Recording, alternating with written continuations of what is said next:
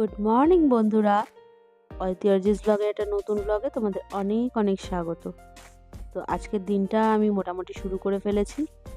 মানে সকাল 7টা থেকে উঠে পড়ে একটু বারান্দায় এসেছি, বেশ ভালো রোদও উঠেছে আজকে, অনেক দিন পর দেখছি।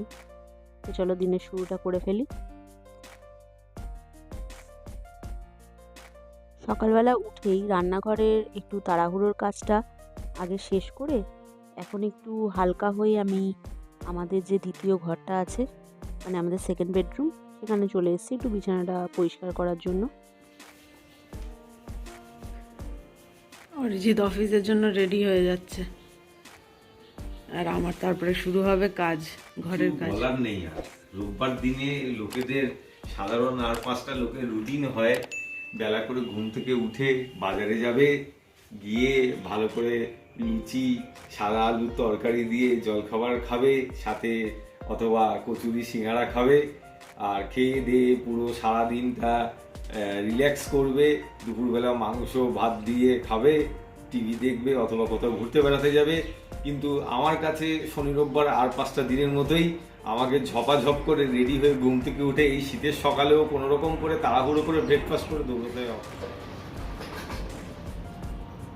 তো অরিজিৎ রেডি হয়ে গেছে, একটু তাড়াহুড়ো করছে, ওর নাকি লেট হয়ে যাচ্ছে। লেট হয়নি, আমি অন টাইমই আছি, একটু তাড়াতাড়ি করছি, যদি তাড়াতাড়ি চলে যাওয়া যায় বিফোর টাইম গেলে তো কোনো অসুবিধা নেই। চলো বন্ধুরা, আমি বেরিয়ে যাচ্ছি আমার কাছে, অফিসে। আজকের মতো ফিরবো সন্ধ্যাবেলা, দেখা হচ্ছে সন্ধ্যাবেলায়। তো অরিজিৎ যেহেতু চলে গেছে, এখন ফ্ল্যাট আমার ফাঁকা, আর আমি এখন মনের সুখে নিজের কাজগুলো করে ফেলবো। সত্যি কথা বলতে মনের সুখ বলছি এই কারণের জন্য, কারণ এমনিও ঘরে একা একা বসে থাকতে ভালো লাগে না। তো একটু ঘরের কাজকর্মগুলো করতে থাকি, তাতে সময়টাও কেটে যায় আর ঘরটাও আমার পরিষ্কার হতে থাকে। তো আরেকটা বেডরুমে চলে এলাম। তখন অরিজিৎ এখানে ফ্রেশ হচ্ছিল আর নিজের কাজকর্মগুলো করছিল বলে আমি ওকে আর ডিস্টার্ব করিনি, এই ঘরটা ওকে ছেড়েই দিয়েছিলাম। আর আমি না একটু তাড়াহুড়ো এই জন্য করছি, কারণ আজকে যেহেতু সানডে আমার বেডশিটগুলো ওয়াশিং মেশিনে দিতে হবে কাচার জন্য। তো যত তাড়াতাড়ি আমি বেডশিটগুলো চেঞ্জ করবো তত তাড়াতাড়ি আমি না বেডশিটগুলো ওয়াশিং মেশিনে দিতে পারবো। আর আজকে যেহেতু রোদ উঠেছে, তাই যত তাড়াতাড়ি আমার কাপড়গুলো কাচা হয়ে যাবে, একটু ছাদে দিয়ে আসলে না রোদটাও পাবে জামা কাপড়গুলো। কতদিন যে জামা কাপড়গুলো রোদের মুখ দেখেনি। এতদিন যে কি মেঘলা হয়েছিল আকাশটা, কি বলবো। আর তার সাথে হাওয়া, বাইরে বেরোচ্ছি তো রোজ, মানে সত্যিকারের টের টের পাইয়ে দিচ্ছে যে ঠান্ডা কাকে বলে। আর বেডশিটটা না চেঞ্জ করতে করতে আমার মাথায় তখনই হঠাৎ করে খেয়াল আসলো, দেখো আমি আজকে এমন একটা বেডশিট বের করে ফেলেছি আমার বেডের জন্য। মানে বেডশিটটা তো না ছোট, আহ, মানে এটা অ্যাকচুয়ালি আমার এই সেকেন্ড ঘরের বেডটার জন্য একদম ঠিক হয়, কিন্তু আমার এই 6x7 বেডটার জন্য না বেডশিটটা একটু ছোট পড়ে যায়। তো কী আর করা যাবে, বেড যখন করে ফেলেছি একটু অ্যাডজাস্ট করে আমি এটাকে ম্যানেজ করেই নেব কোনো না কোনোভাবে। তো এমনি বেডশিটটা আমার দেখতে একটু কালারফুল লেগেছিলো বলে আমি নিয়ে নিয়েছিলাম, কিন্তু সত্যি কথা বলতে বেডশিটটার না কাপড়টার, মানে কাপড়ের মেটেরিয়ালটা একদমই ভালো না, একদম সিনথেটিক টাইপের। তো এবার কি বলো তো, অনলাইনে শপিং করলে না কোনটা কটন হবে কোনটা সিনথেটিক হবে এগুলো তো এত কিছু বোঝা যায় না। তবে আমি অ্যামাজন থেকেই বেশিরভাগ আমার বেডশিটগুলো কিনি, যেগুলো খুবই ভালো হয়, কটন মেটেরিয়াল হয়। আর এটা যে কোথা থেকে একটা কিনেছিলাম আমার সত্যিই মনে নেই, কালারফুল লেগেছিলো বলে কিনে তো ফেলেছিলাম, কিন্তু তারপরে দেখি যে পুরো সিনথেটিক মেটেরিয়াল। তো এবার যেহেতু কেনা হয়ে গেছে, ওটাকে আবার রিপ্লেস করে দেবো, তো আমি সেই সব ঝামেলায় আর যাইনি, রেখেই নিয়েছিলাম বেডশিটটা আমার কাছে। তো 1-2বার আমি আগেও পেতেছি, আজকেও একবার পেতে নিলাম। তো খুব একটা দেখতে খারাপ লাগছে না, তোমরা কমেন্টে জানিও যে বেডশিটটা কি খুব খারাপ লাগছে দেখতে আমার। তো চলো কম্বলগুলো গুছিয়ে ফেলছি। আর সত্যি কথা বলতে না এই কম্বলগুলো গোছাতে গেলেই আমার মানে গায়ে জ্বর চলে আসে, এত ভারী ভারী কম্বল না, রোজ গোছানো আর রোজ খুলে আবার গায়ে দেওয়া, আবার রোজ গোছানো, মানে সত্যি যে এই ঝামেলা কবে মিটবে কে জানে। তবে ঝামেলা মিটলেও আরেক ঝামেলা শুরু হয়ে যাবে, তখন সত্যি কথা এত গরম পড়বে যে একেবারে হালত খারাপ করে দেবে। আমার এই কফি টেবিলটা সারাক্ষণই এতটা অগোছালো হয়ে থাকে যে কি বলবো তোমাদের। সারাক্ষণ বিস্কিটের কৌটো, মানে আমার একরকম বিস্কিট, অরিজিতের একরকম বিস্কিট, অরিজিৎ আবার একরকম ছাড়া 2-3 রকম বিস্কিটও খায় কখনো কখনো, মানে ও এনে রাখে কখনো বেকারি বিস্কুট, কখনো নোনতা বিস্কিট। তো আমার একটা টোস্ট বিস্কিট আছে, মানে 2-3 রকমের বিস্কিটের কৌটো, তার সাথে কিছু মেডিসিনস যেগুলো রেগুলার বেসিসে, যেমন আমার থাইরয়েডের মেডিসিন আমি নিয়ে থাকি, সেগুলো একদম টেবিলের মধ্যে এত বিচ্ছিরিভাবে ছড়িয়ে থাকে না। তো আমি 2 দিন আগেই ঠিক করেছিলাম যে এই ছুটির দিনটা না আমি এই যে স্টোরেজটা করা হয়েছে যেখানে এত ফালতু জিনিস পড়ে আছে, মানে আমার মেডিসিনের ফাঁকা কন্টেনার থেকে শুরু করে প্লাস্টিক থেকে শুরু করে, আর আরেকটা জিনিস তো ভরে আছে, কি বলবো তোমাদের, কিছু গ্লাভস আছে যেগুলো আমি এনেছিলাম এই টয়লেট ফয়লেট ক্লিন করার জন্য, হাতে লাগিয়ে অ্যাসিড দিয়ে তো একবারে ক্লিন হাতে, মানে খালি হাতে ক্লিন করা যায় না, অসুবিধা হয়, তাই জন্য এনেছিলাম। কিন্তু কি বলবো, অরিজিৎ তো গ্লাভসগুলো কোনোদিনই ব্যবহার করলো না আজকে, তাই জন্য এই সমস্ত মানে অহেতুক জিনিসগুলো সাইড করে দেওয়ার পালা। মানে যেগুলো যেখানে দরকার নেই সেখানে না রাখার থেকে দরকারি জিনিসগুলো এই স্টোরেজটার মধ্যে রাখলে আমার সুবিধা হবে। অ্যাটলিস্ট আমার এই বিস্কিটের কৌটোগুলো আর আমার মেডিসিনসগুলো হাতের কাছেও থাকবে, আবার ভিজিবলও থাকবে না। অ্যাটলিস্ট আমার কফি টেবিলটা তো ক্লিন থাকবে। তাই আমি আজকে লেগে পড়লাম যে এই জায়গাটা আজকে আমি ক্লিন করেই ছাড়বো, আর অহেতুক জিনিসগুলো আমি সাইড করে দেবো। বিশ্বাস করো, আমি ফ্ল্যাটের মধ্যে স্টোরেজ করেছি অনেক, কিন্তু এখন না মানে স্টোরেজগুলো এত ফালতু জিনিসে ভরে গেছে যে ওগুলো ক্লিন করতে করতেই আমার সময় চলে যাচ্ছে। মানে মানে দরকারি জিনিসপত্র রাখার আমি আর কোনো জায়গাই পাচ্ছি না, যেন মনে হচ্ছে যে আমার জায়গাই কম পড়ে যাচ্ছে। অথচ আমি করেছি কিন্তু অনেক ধরনের স্টোরেজ, যে আমার জিনিসপত্র রেখেও অনেক জায়গা ফাঁকা থেকে যাওয়ার কথা, কিন্তু এত ফালতু জিনিসে ভরে গেছে না, সেই ফালতু জিনিসগুলো বেছে বেছে মানে ক্লিন করে রাখাটাই একটা বড় ব্যাপার হয়ে গেছে। যেমন এখানে কতগুলো কাগজপত্র ছিল, সেগুলো ফেলার আগেও আমাকে না পড়ে পড়ে দেখে নিতে হচ্ছে যে কোনো দরকারি কাগজ নেই তো, যে ফালতু জিনিস ফেলতে গিয়ে যদি কোনো একটা দরকারি কাগজ ফেলে দিই তাহলেও মুশকিল হয়ে যাবে। কেন কি অনেক সময় কাজের ফাঁকে দরকারি কাগজপত্রগুলো না কখনো এই ড্রয়ারে ঢুকিয়ে দিলাম, ওই ড্রয়ারে ঢুকিয়ে দিলাম, তারপরে আর মনেই থাকলো না। তাই জন্য একটু কাগজপত্রগুলো দেখেই ফেলতে হচ্ছে, তাই একটু টাইমও লেগে যাচ্ছে। বিশ্বাস করো, আজকে এই জায়গাটা না পরিষ্কার করতে পেরে আমার অনেকটাই শান্তি হচ্ছে, যে অ্যাটলিস্ট আমার এই মানে টেবিলটা সারাক্ষণ এত গ্যাঞ্জাম হয়ে থাকে, এতটা বিচ্ছিরি হয়ে থাকে যে কি বলবো। দরজা খুললেও ওই টেবিলটা যেহেতু বাইরে থেকে দেখা যায়, মানে অগোছালো হয়ে থাকলে না নিজেরই কেমন খারাপ লাগে, যে লোক বাইরে থেকে এসে কীরকম একটা কফি টেবিল দেখতে পাচ্ছে যে এতটা অগোছালো হয়ে আছে। তো আমার মোটামুটি গোছানো কমপ্লিট হয়ে গেছে, আর দরকারি জিনিসগুলো মেডিসিন, বিস্কিটের কৌটো আমি আমার ওই ড্রয়ারে ঢুকিয়ে দিয়েছি। তো এবার না ওপরটা একটু ক্লিন করে নিচ্ছি।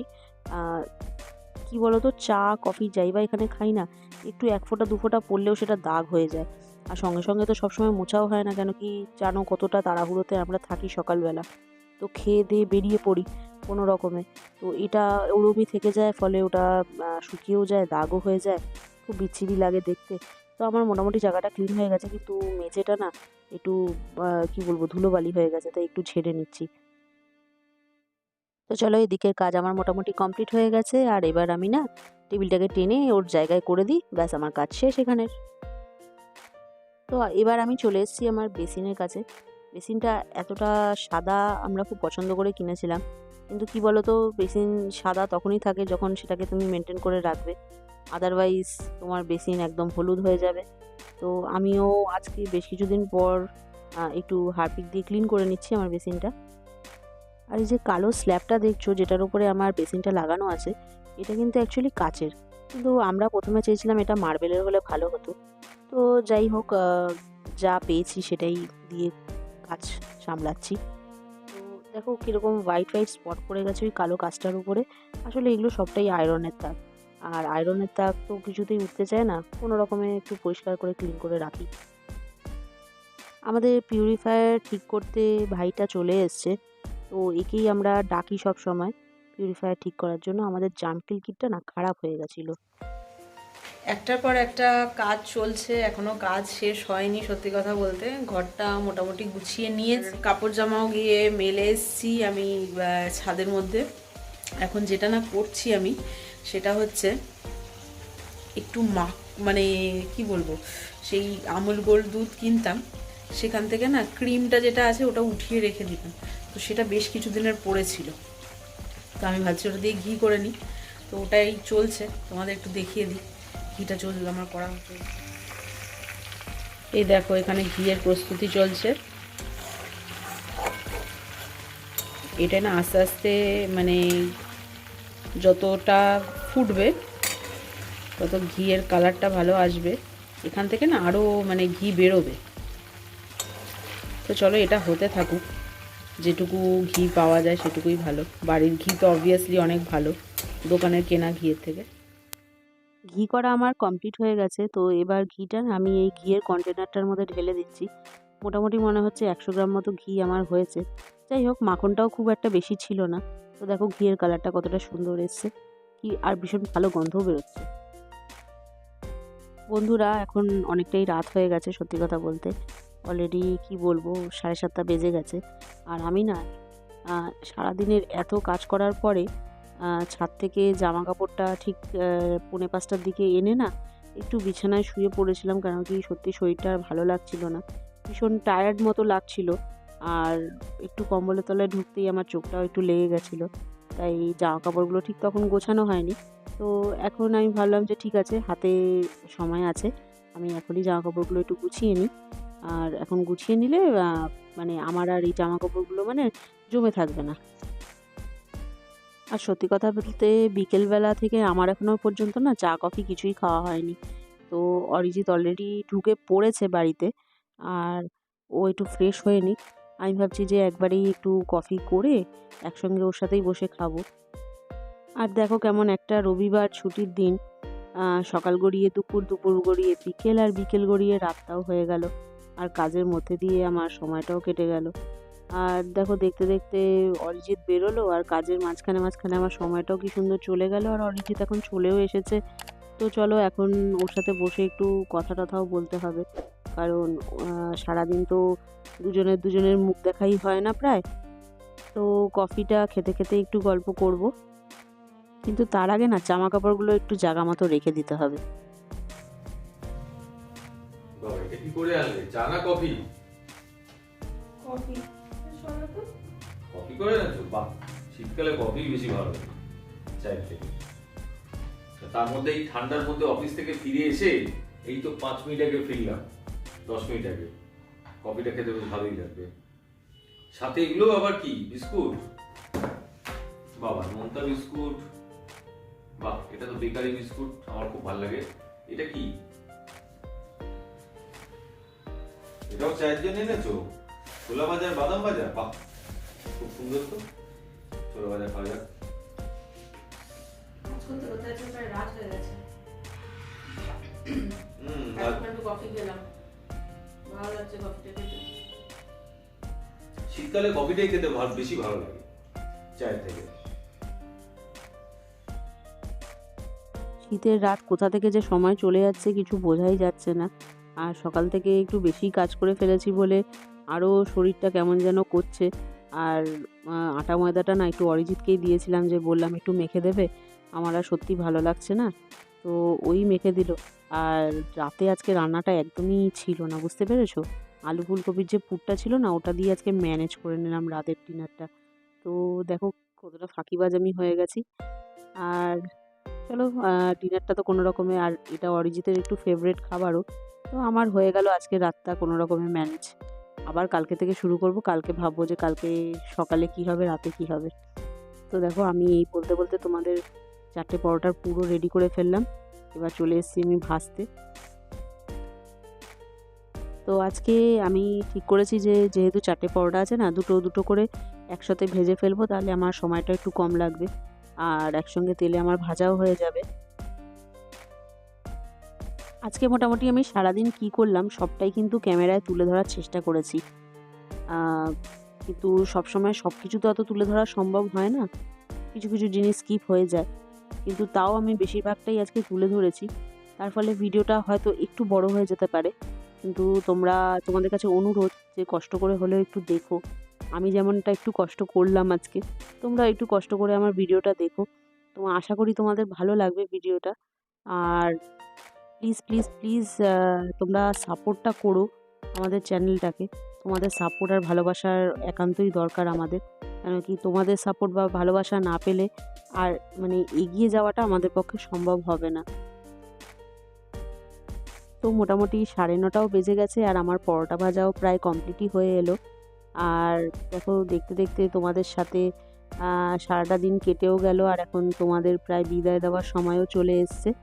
তো বাকি কথাটা একটু ডাইনিং টেবিলে বসেই তোমাদের সাথে বলছি। বন্ধুরা, ডিনার নিয়ে বসে পড়েছি, অলরেডি 10টা বেজে গেছে। সারাদিনে আজকে যা যা করেছি মোটামুটি তোমাদের সবটাই দেখিয়েছি, দেখানোর চেষ্টা করেছি অ্যাটলিস্ট। কিছু কিছু জায়গা স্কিপ হয়ে যায়। তো যথারীতি আজকে রাত্রিবেলা সেরকম কিছু মানে কাজ ছিল না, যেহেতু আলু ফুলকপির একটা পুর আমি আগেও বানিয়ে রেখেছিলাম, ওটাই ছিল, ওটা দিয়ে আজকে শেষ করছি আমাদের ডিনারটা। তো যাওয়ার আগে, ডিনারটা শেষ করার আগে একটাই কথা, ভিডিওটা শেষ পর্যন্ত দেখো, লাইক শেয়ার সাবস্ক্রাইব করো, কমেন্টে জানিও ভিডিও কেমন লাগলো। তো তোমাদের সাথে দেখা হচ্ছে আবার একটা নেক্সট ভিডিওতে। আমরা আমাদের ডিনারটা শেষ করি, আর তোমরা তোমাদের গুড নাইট জানানোর সময় চলে এসছে। গুড নাইট সবাইকে, টাটা।